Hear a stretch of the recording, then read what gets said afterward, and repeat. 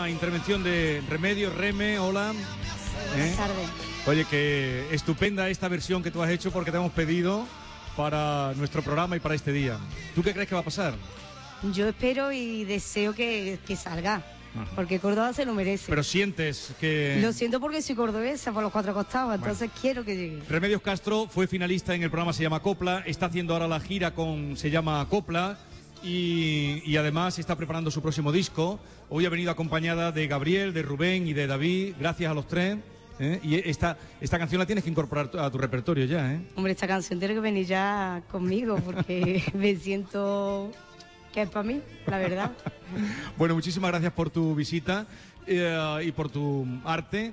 Y además decirle a los cordobeses especialmente que si todo sale bien, en las tendillas habrá un final de fiesta en el que también estarás allí, ¿no? También con Rubén y con Gabriel. Tenemos todo el grupo con el completo. Todo el grupo allí, ¿no? Pues gracias y que tengáis una buena tarde. Tarde de espera la que nos queda por delante. Gracias.